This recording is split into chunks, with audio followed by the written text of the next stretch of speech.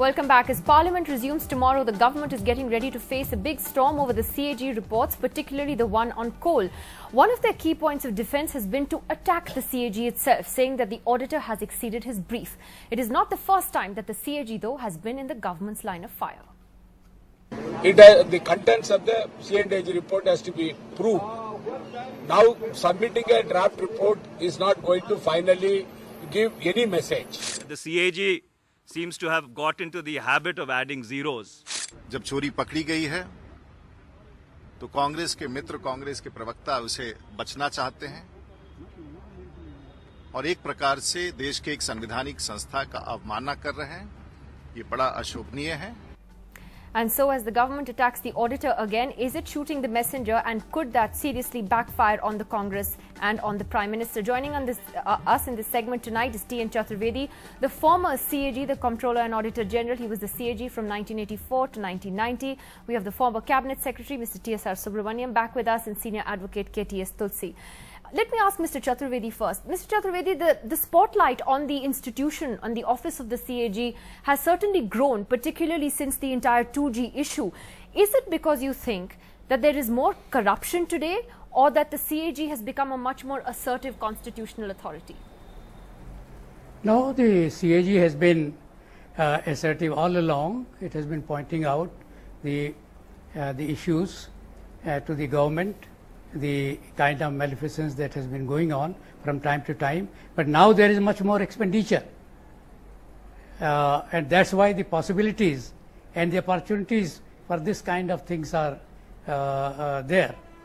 And this kind of attacks, as you said, have been going on for very long. Even with the I was the CAG, the same kind of things were said, but at that time the media was not so effective, in the sense that it was only the TV was with the government, and now, yeah, that's right. But I think the CAG at the moment has done what is his rightful duty. He is acting according to the norms of the Constitution.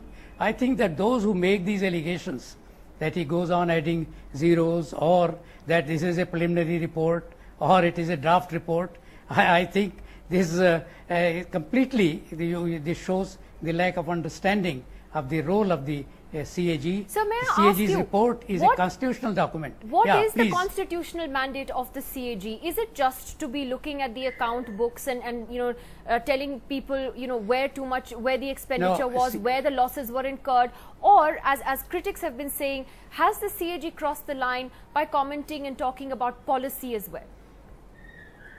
No, he has not crossed the line. He is within the line, within the limits of the constitutional mandate. When the things do not find acceptance with the government, they think that something ugly has been brought out, then it is that they make these kind of allegations, and invariably this kind of a thing, such allegations are being made. It was whether it was the 2G scam or the Commonwealth, this is, and now this Colgate, these allegations are being made. I don't understand in what way he has gone. He is not a munim of the government. That for that there is a controller of accounts, the separate. This is okay. He is on behalf you're of the. Very clear that the CAG, he is a constitutional authority. He is a constitutional authority who acts on behalf of the people of India. He submits his report to the president, who causes them to be laid before the parliament, so that the parliament on the behalf of the people may know. As you said, he acts as the messenger. He is the whistleblower. He holds mirror to what has happened. Okay. And now okay, it is sir. for the government to take action. Okay, Mr. Tulsi, how do you then look at the CAG's role today? Is it a much more assertive constitutional body? Has it crossed a line? Should it be commenting on policy? Because corruption can't just be adding and subtracting figures. It is related to policies that governments form. But the CAG can never formulate policies. But can the manner in which the assets of the nation have to be allocated or utilized has got to be decided by the cabinet. And once the cabinet takes a decision that this will not be auctioned for the sake of developmental economics and boosting production, the question of energy, and the decision is taken not only by the central government Many of the state governments during this period, the state government or Rajasthan at that time ruled by the other opposition government party, Chhattisgarh, West Bengal, they all opposed competitive bidding.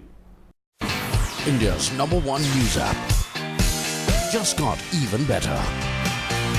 Download NDTV's new app. Fully optimized for retina display. Full screen view. Faster response time. And Sudoku.